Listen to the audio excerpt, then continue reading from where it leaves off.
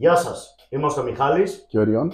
και βρίσκεστε στο ΜΚ2, το νέο κανάλι που ήρθε να σπάσει τα ταμπού. Σας είχαμε υποσχεθεί ότι θα κάνουμε ένα κανάλι στο YouTube, στο οποίο θα μιλάμε για διάφορα θέματα, θα έχουμε καλεσμένους και ζητάμε από εσάς τη στήριξή σας με μια εγγραφή και με ένα καμπανάκι. Βοηθήστε μας λίγο για να μεγαλώσουμε και να μπορούμε να πούμε ακόμα περισσότερα πράγματα για τα οποία ως τώρα κανένας δεν τόλμησε να τα συζητήσει. Θα προσπαθήσουμε να αναλύσουμε περισσότερα καθημερινά προβλήματα ή αλλιώς θρησκευτικά και γενικά κάποια θέματα που τρέχουν όλους τους ανθρώπους στην καθημερινότητα και πιστεύουμε ότι θα έχουμε πολύ καλή ουσία πάνω στην κουβέντα μας. Θα προσπαθήσουμε για το καλύτερο δυνατό. Εδώ μιλάμε για αντρικά θέματα, για θρησκεία, για ταμπού, τα οποία ως τώρα δεν τόλμησε να συζητήσει κανένας. Λοιπόν, θέλω να ξεκινήσουμε με το πρώτο μας θέμα, το οποίο είναι Ριών, θέλω να σε ρωτήσω κάτι και θέλω να μου απαντήσεις ειλικρινά. Αν μπορώ. Οι άντρες σήμερα έχουν δικαιώματα ή μόνο υποχρεώσεις? Είναι δύσκολο, πολύ δύσκολο αυτό το κομμάτι που ζητάς, γιατί με βάση τα σημερινά δεδομένα, ένας άντρας είναι πολύ δύσκολα να έχει ελευθερία λόγου, γιατί το να λέμε στην Ευρώπη ότι έχουμε ελευθερία λόγου είναι λίγο δύσκολο για τον άντρα. Διότι άμα χωρίσεις, λέμε τώρα από τη γυναίκα ή το τέρι σου, συνήθως ξέρουμε πολύ καλά τι θα συμβεί νομικά και αν έχεις παιδί στη μέση και για περιουσιακά στοιχεία, οπότε είναι λίγο μπερδεμένη η κατάσταση. Αν μια γυναίκα κλάψει, είναι ανθρώπινη. Αν όμως ένας άντρας κλάψει, είναι αδύναμος. Για ποιο λόγο? Για μένα προσωπικός μου λόγος είναι ότι άμα κλάψεις σαν άντρας, ναι μεν είσαι αδύναμος, γιατί κάποιοι θα κάτσουν και να πούνε κιόλας ότι τι λες βρε εσύ μίξες, οι άντρες κλαίνε κιόλας. Εγώ μπορώ να πω ότι άμα θες να εκδηλώσεις τα συναισθήματά σου, ας είναι και αδυναμία εκείνης της στιγμής, μπορείς με κάποιον άλλο τρόπο να το δείξεις και δεν χρειάζεται να κλάψεις. Ή έστω να μην κλάψεις μπροστά σε άλλον, να μην δείξεις την αδυναμία στον άλλο. Γιατί όσο να είναι, ξέρουμε πολύ καλά, σε μερικούς ακούγεται δύσκολο αυτό που θα πω, αλλά ο άντρας, θέλεις δεν θέλεις, είμαστε το δυνατό φύλο. Και πρέπει αυτό να το αποδείξουμε. Έτσι κι αλλιώς όλοι μας έχουν πει κάποια στιγμή, σταμάτα να κλαις τα κοριτσάκι. Όλοι το έχουμε ακούσει αυτό. Ναι, και θεωρώ ότι είναι λίγο περίεργο αυτό, γιατί το να κλαις, σου είπα και πάλι, για μένα είναι πρόβλημα το να κλαις. Αν είναι το πρόβλημα τόσο μεγάλο, κλάψε μόνος σου. Καταρχήν να ξεκινήσουμε από το γενικό. Το 75% των αυτοκτονιών γενικά είναι από άντρες. Ναι, ισχύει αυτό.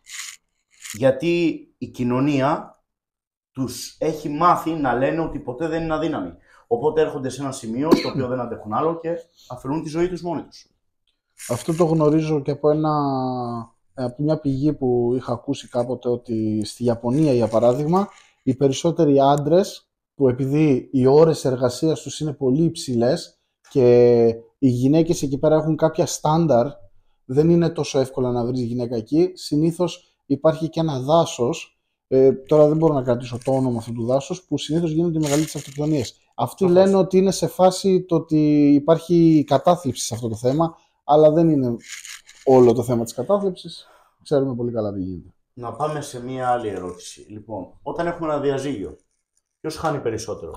Αυτό είναι ο άντρας δεδομένο. ή η γυναίκα? Είναι δεδομένο αυτό, ότι ο άντρας θα τα χάσει όλα. Αν όχι όλα, το 50%. Ας το χτίσε και μόνος του. Μπορεί να έκανε όλη τη ζωή, για παράδειγμα, όσο ήταν παντρεμένος, ολόκληρη αυτοκρατορία, ας πούμε, να έχει χτίσει. Όταν θα έρθει η στιγμή όμως να μπει ο νόμος στη μέση, ξέρουμε πολύ καλά ότι θα τα χάσει όλα. 9 στους 10 άντρες χάνουν την επιμέλεια των παιδιών. Συμφωνείς με αυτό, τι θα έλεγες? Εγώ πιστεύω ότι διαφωνώ. Υπάρχουν αρκετοί πατεράδες εκεί έξω που είναι ικανοί, ικανότατοι και ακόμη και πιο ικανοί και από μια καλή μάνα. Απλώς όλο το θέμα είναι σε φάση ότι ξέρουμε, έχουμε συνδέσει το θέμα παιδεία, τη διαπαιδαγώγηση με τη μητρότητα. Μετά από ένα ψάξιμο που έκανα, κατάλαβα ότι το 75% των παιδιών από χωρισμένους γονείς που ζουν χωρίς τον πατέρα έχουν ψυχολογικά προβλήματα. Και έτσι είναι και η γνώμη μου. Κατά τη γνώμη μου πιστεύω ότι ναι μεν την επιμέλεια συνήθως την κερδίζει η γυναίκα, αλλά σε πολλές περιπτώσεις αυτό είναι τελείως λάθος, διότι ένα παιδί χρειάζεται πάντα και τον πατέρα του. Και τη μητέρα, σαφώς, αλλά και τον πατέρα. Μα βεβαίως, γιατί πρέπει να χτίσει και από τις δύο πλευρές χαρακτήρα. Δεν μπορείς να έχεις να παίζεις μονότερμα. Δεν γίνεται αυτό. Θέλεις και τις δύο πλευρές και τους δύο χαρακτήρες για να μπορείς να αντιμετωπίσεις τη ζωή. Πάμε σε ένα άλλο θέμα. Λοιπόν, αν ένας άντρας, για παράδειγμα, δεν ενδιαφέρεται να κάνει παιδιά ή ακόμα να μην παντρευτεί κιόλας, πώς τον αντιμετωπίζει η κοινωνία, πιστεύεις εσύ?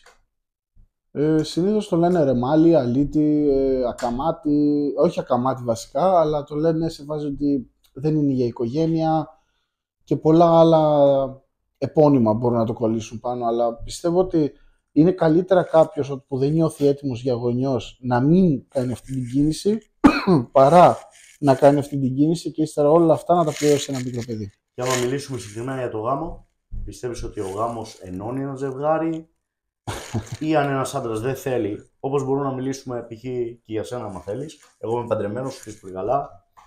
Έχω και δύο παιδιά και εσύ έχεις ένα παιδάκι, αλλά δεν είσαι παντρεμένος. Από προσωπική μου άποψη και εγώ από μικρό παιδί, για παράδειγμα, ήμουν κατά του γάμου. Δεν πιστεύω ότι αν δύο άνθρωποι σε ένα σπίτι ή γενικά σε μια ζωή αγαπιούνται και σέβονται ένας τον άλλον, δεν πιστεύω ότι ένα κομμάτι χαρτί θα τους ενώσει ή θα λύσει κάποια προβλήματα στη σχέση. Οπότε για μένα ο γάμος είναι απλώς ένα έθιμο, πώς να το πω τώρα, ένα τυπικό θέμα. Ένα χαρτί. Ναι. Για μένα η δικιά μου άποψη είναι ότι από τη στιγμή που παντρεύεσαι, έχεις βάλει ένα δικηγόρο στο κρεβάτι να κοιμάται μαζί σου. Και εδώ ερχόμαστε σε ένα σημαντικό θέμα. Με βάση τον πολιτικό γάμο, αλλά με βάση τη θρησκεία μας, ένα ζευγάρι πρέπει να παντρευτεί. Τώρα μπήκες σε ένα διαφορετικό δρόμο για το θέμα της θρησκείας και για το θέμα του πολιτικού. Ο πολιτικός γάμος, για μένα, μπορώ να πω ότι είναι πιο τίμιος από το θρησκευτικό.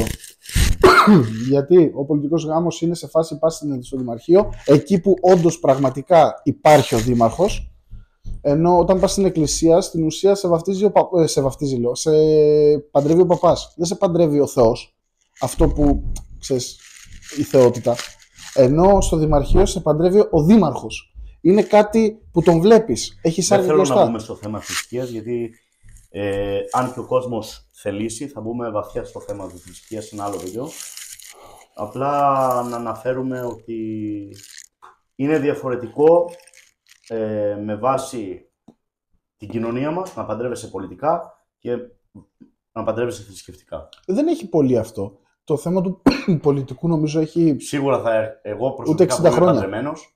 Όποιος με ρωτάει, είσαι παντρεμένος? Ναι, πολιτικά, θρησκευτικά. Όταν λέω πολιτικά, λίγο η κοινωνία το παίρνει λίγο αρνητικά. Όχι, δεν έχει και πολύ έτσι κι αλλιώς πολλά χρόνια νομίζω ο πολιτικός γάμος. Οπότε. Πάμε να μπούμε λίγο σε αυτό το θέμα άντρας-γυναίκα. Λοιπόν, εγώ δουλεύω, εσύ δουλεύεις, οι γυναίκες δουλεύουν. Μας δουλεύουν. Πώς πιστεύεις ότι θεωρείσαι, αν, για παράδειγμα, πες ότι η δικιά μου γυναίκα δουλεύει, η δικιά σου γυναίκα όμως δεν δουλεύει. Αυτή τη στιγμή λοιπόν, όχι.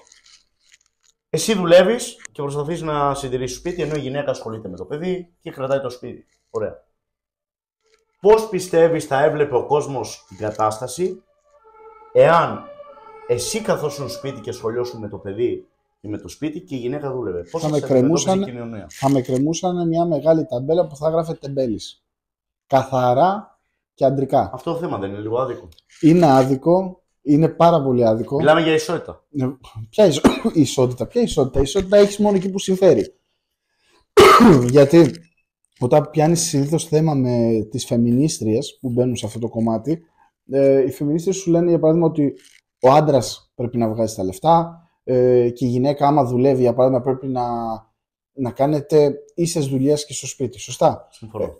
Σε αυτό συμφωνώ κι εγώ. Ναι, πρέπει να το κάνεις αυτό. Αλλά όταν για παράδειγμα δουλεύει ο άντρας και η γυναίκα είναι σπίτι. Ωραία. Ο άντρας πιάνει η δουλειά του να εργαστεί έξω, να φέρει ένα κομμάτι ψωμί στο σπίτι. Ακριβώς. Ωραία. Η γυναίκα πιάνει η δουλειά του. Να κρατήσει το σπίτι, στο πώς έχει τα παιδιά. Ωραία. Σε αυτό αντιφάσκουν. Δεν θέλουν να το ακούν αυτό. Θεωρούν ότι δεν είναι ίσο. Ενώ αν γίνει το αντίθετο, θέλουν ο άντρας να εργάζεται μέσα στο σπίτι. Εγώ έχω ακούσει περιπτώσεις αντρών οι οποίοι δεν δουλεύουν γιατί η γυναίκα έχει ένα πολύ μεγάλο μισθό και δουλεύει εκείνη. Και συνήθως ο κόσμος συζητάει και τους λέει όλους τεμπελίδες, άμυστους, ότι καθαρά στο σπίτι και δουλεύει η γυναίκα. Καθαρά. Δεν μπορούμε να μιλάμε για μια κοινωνία ισότητας, στην οποία οι γυναίκες θέλουν τα ίδια δικαιώματα με τους άντρες και είναι σωστό, εγώ το βρίσκω σωστό. Μα δεν υπάρχει ισότητα, γιατί παιδιά τον μπερδεύουν. Αλλά απ' την άλλη, αν η γυναίκα δουλέψει και φέρει καλά λεφτά στο σπίτι και ο άντρας αναλάβει παιδιά, υποχρεώσεις σπίτι και αυτά, να το βγάζουν το όνομα τεμπέλη. Ενώ μια γυναίκα η οποία είναι στο σπίτι δεν είναι τεμπέλα.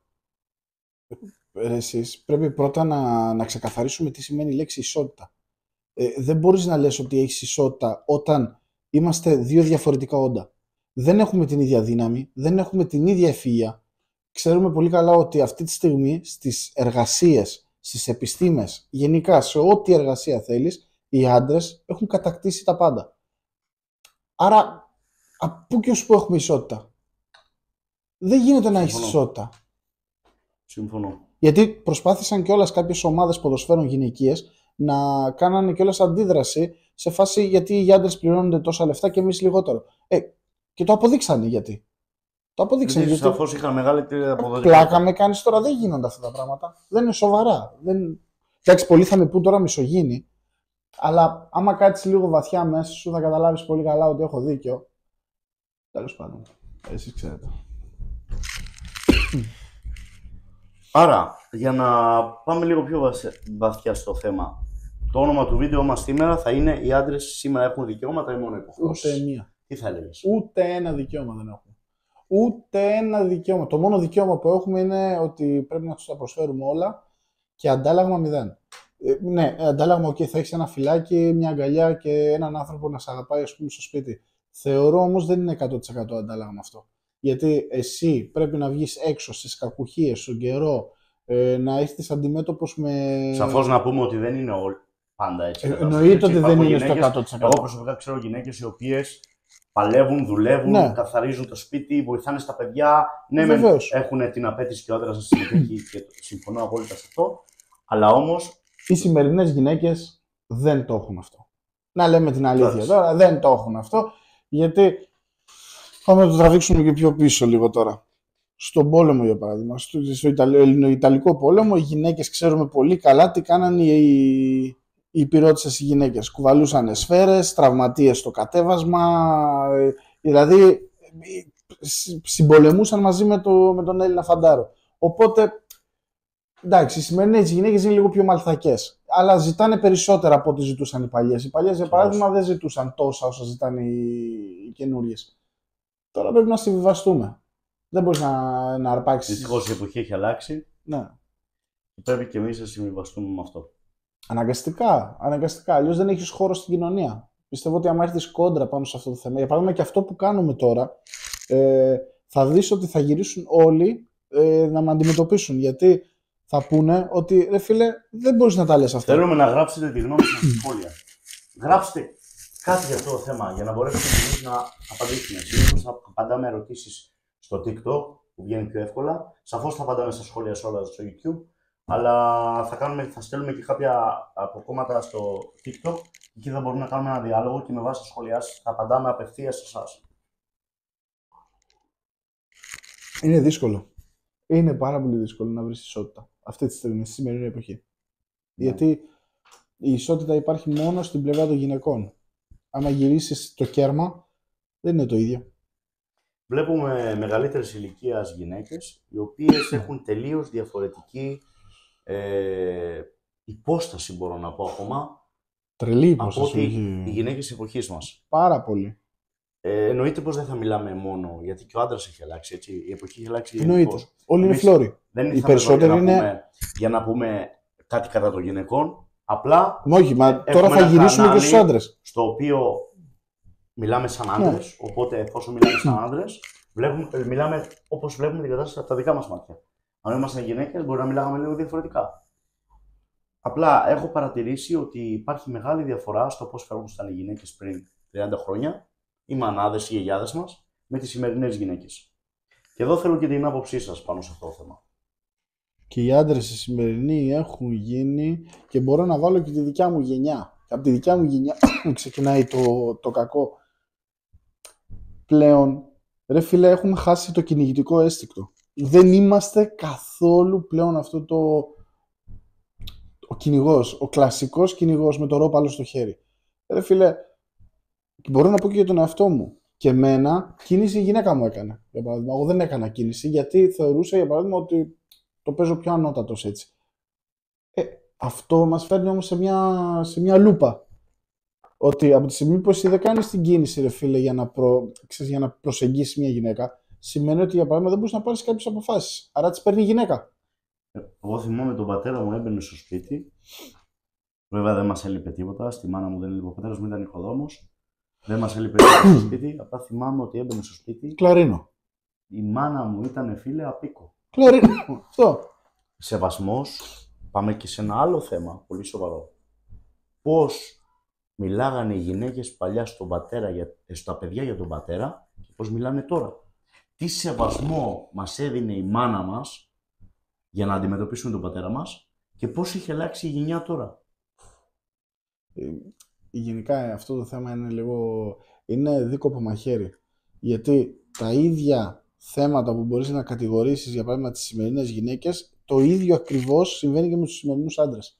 Είμαστε πραγματικά, αν όχι όλοι, αυτό σε λέω, το 50% των ανθρώπων που είναι αναποφάσιστοι, γελοί, δειλοί, φλόροι, ρε φίλε, έχουν καταστρέψει αυτό το όνομα το άνδρας. Δεν είσαι άλλο άνδρας. Σε έχω ακούσει πολλές φορές να μιλάς για πλάκα και να λες αρκετούς ανθρώπους μη δέλτα.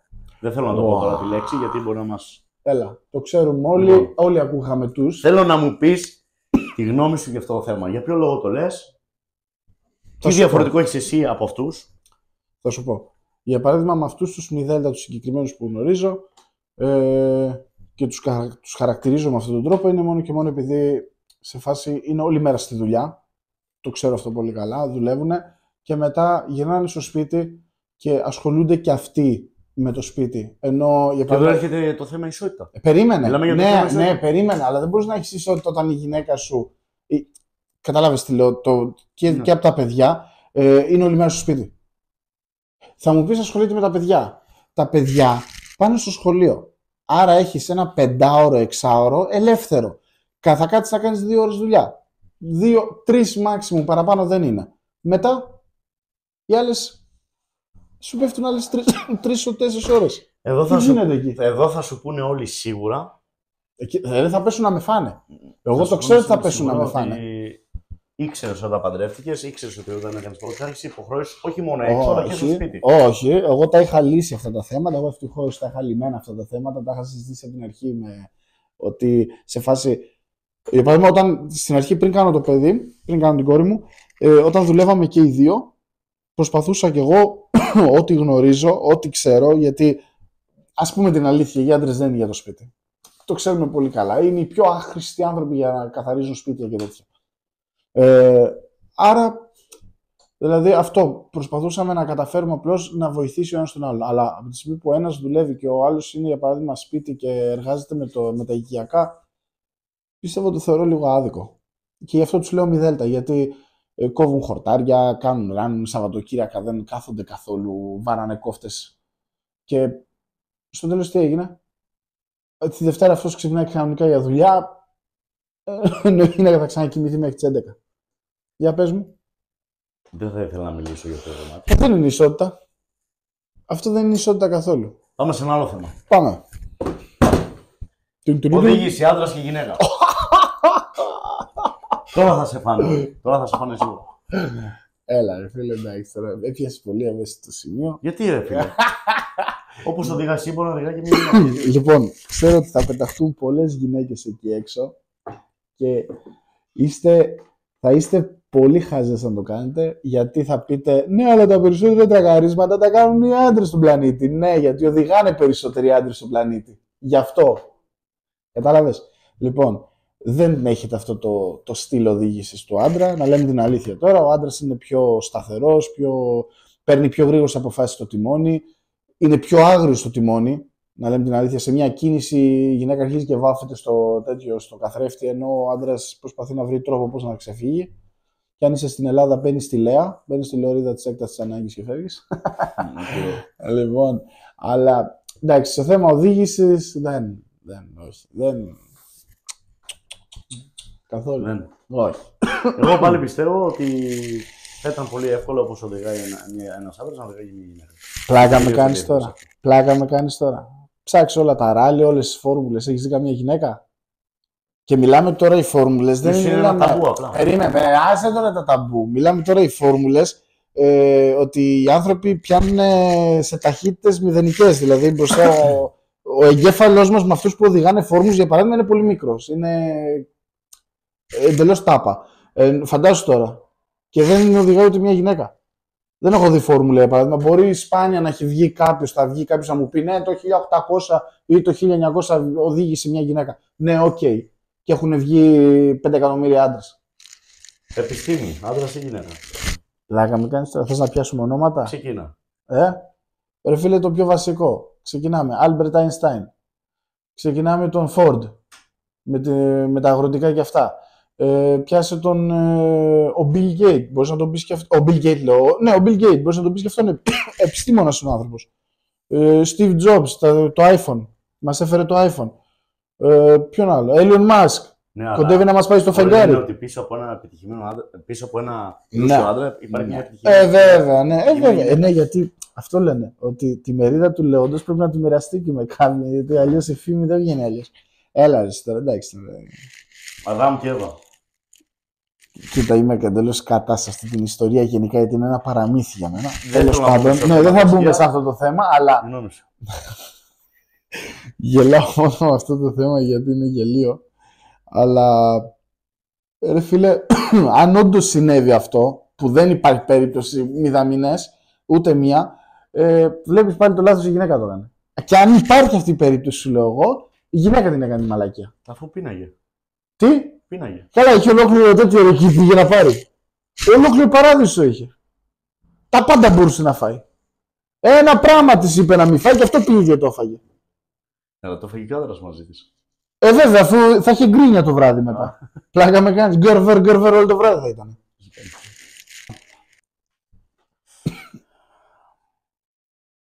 Να πάμε και σε ένα άλλο βασικό θέμα που είναι η σημασία της φιλίας για τους άντρες. Μπορεί ένας άντρας να είναι πραγματικά φίλος με μια γυναίκα? Ποτέ. Ή αντιμετωπίζει μια γυναίκα, μια φίλη της, το ίδιο που αντιμετωπίζει ένας άντρας ένα φίλο του? Κοίτα, να λέμε την αλήθεια τώρα, οι άντρες είναι πιο ενωμένοι με τους φίλους τους.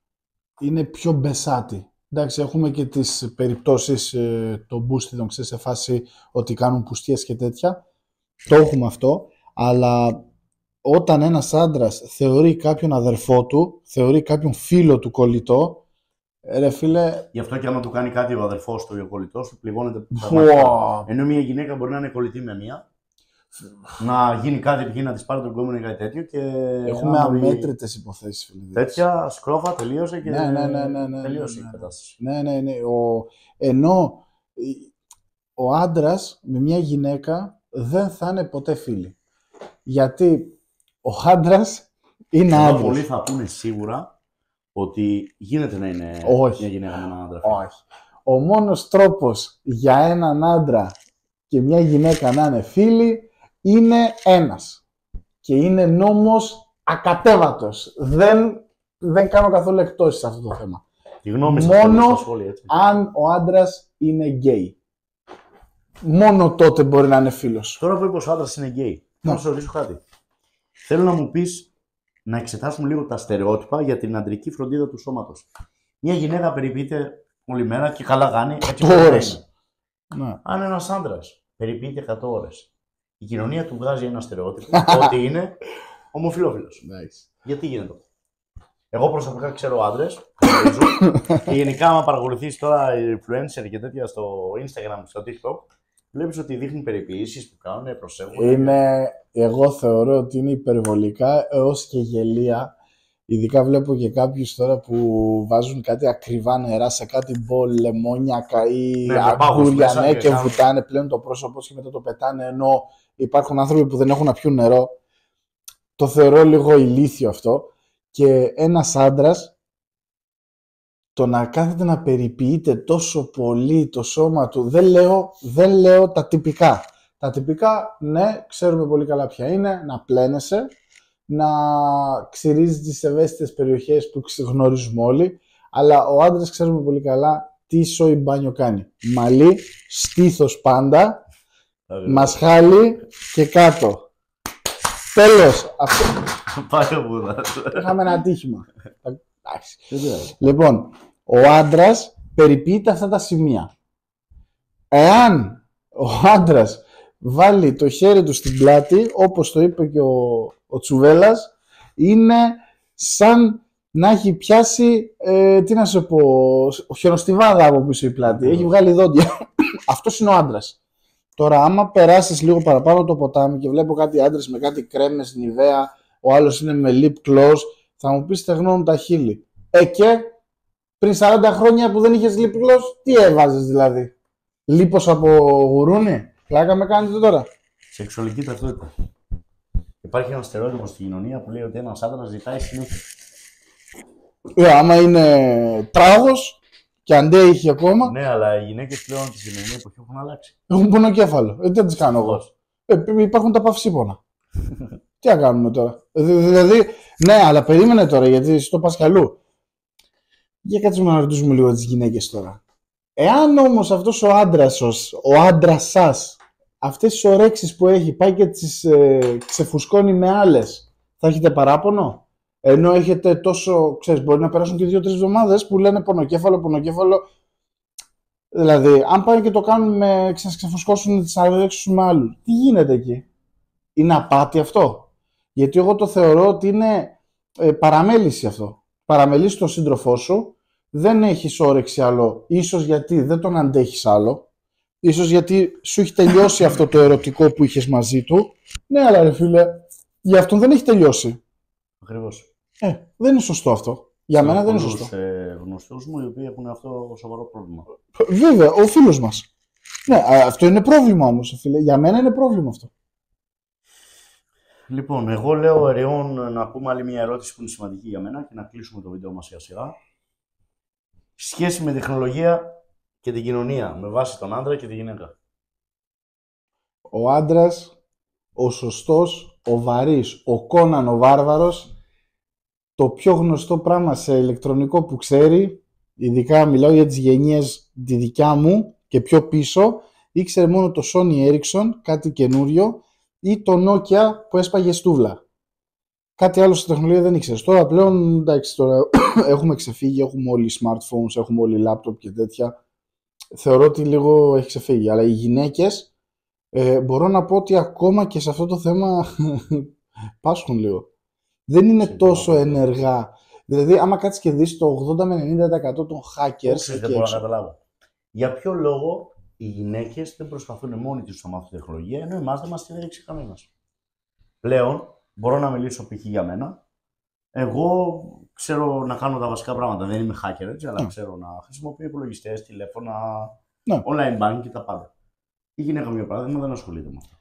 Παρ' όλα αυτά, άμα τη ρωτήσεις για ποιο λόγο δεν ασχολείσαι, γιατί δεν ξέρω. Γιατί εγώ πώς ήξερα, πώς έμαθα. Περίμενε. Ναι, αλλά άρα, εδώ υπάρχει. Στην σημερινή εποχή, πολλές γυναίκες, όχι όλες, γιατί υπάρχουν και γυναίκες που δεν βγαίνουν. Βέβαια, ναι. Πλέον. Αλλά οι πιο πολλές γυναίκες αδιαφορούν για αυτό το κομμάτι. Γιατί είναι βολεμένες. Γιατί ξέρουν πολύ καλά ότι αν θέλουν κάτι σε θέμα τεχνολογίας, αν έχουν άντρα που ασχολείται με αυτό, θα ασχοληθεί ο άντρας, και αν δεν έχουν άντρα, θα έχουν χωρίσει συνήθως από τους άντρες, θα τους έχουν πάρει λεφτά, θα πληρώσουν έναν άλλον άντρα να τους κάνει αυτή τη δουλειά. Ακριβώς. Άρα πάλι φτάνουμε σε αυτό το σημείο. Άρα, θέλω να μας πείτε στα σχόλιά σας. Ποια είναι η γνώμη σας για αυτό το θέμα που αναλύσαμε? Ο άντρας στη σημερινή εποχή έχει υποχρεώσεις ή έχει δικαιώματα? Είναι μια ερώτηση που θέλω να μας την απαντήσετε. Θέλω να μας πείτε τη γνώμη σας για όλα αυτά που αναλύσαμε. Και ο φίλος μου Εριών τώρα θα κλείσει το σημερινό βίντεο. Θέλω να με κράξετε με όμορφο τρόπο, με γλυκό. Να ξέρετε ότι θα απαντάμε σε όλα τα κραξίματα μέσω TikTok. Εννοείται. Εγώ αυτά που είπα είναι όλα βασισμένα σε αυτά που έχω περάσει, σε αυτούς τους ανθρώπους που έχω γνωρίσει και τους είχα δίπλα μου και έχω δει τις ζωές τους καθημερινές, και γενικά σε φάση το πώς πλέον κυκλοφορεί το θέμα άντρας και γυναίκα. Μπορώ να πω ότι ξέρω ότι θα φάω πολύ κράξιμο, πάρα πολύ κράξιμο, από μισογίνη. Τέλος πάντων, λοιπόν, αυτό ήταν το σημερινό βίντεο. Σας ευχαριστούμε πάρα πολύ που μας ακούσατε. Θέλουμε μια εγγραφή, ένα subscribe. Καμπανάκι, γιατί θα έρχεται. Καμπανάκι. Θα προσπαθήσουμε να το κάνουμε σε εβδομαδιαία βάση, ένα βίντεο την εβδομάδα. TikTok μπορεί να παράμε, μπορεί να παράμε ενδιάμεσα κάνα live αν έχουμε χρόνο. Μένουμε Γερμανία και είναι πολύ δύσκολο, είμαστε πιεσμένοι. Θα έχουμε και best guest. Θα έχουμε και καλούς καλεσμένους. Έχουμε ήδη κανονίσει καλεσμένους, τους δύο πρώτους. Ο ένας είναι και διάσημος στην Ελλάδα. Πολλοί τον ξέρετε και έχουμε μεγαλώσει με αυτόν. Και θα πω ένα στοιχείο. Αυτός δεν έχει ξανακάνει ποτέ ξανά live ή broadcast γενικά. Δεν έχει κάνει ποτέ. Γενικά συνέντευξη δεν έχει δώσει ποτέ. Και όλοι οι σκληροπυρηνικοί αυτοί που η δικιά μου γενιά και περίπου εκεί, τον ακούγαμε και βαρούσαμε παλαμάκια. Καταλαβαίνετε τι λέτε, βαρούσαμε, ναι, παλαμάκια. Οπότε σας περιμένει δυνατό χαρτί. Λοιπόν, εγγραφή, καμπανάκι και τα λέμε στο επόμενο βίντεο. Τα φιλιά μας.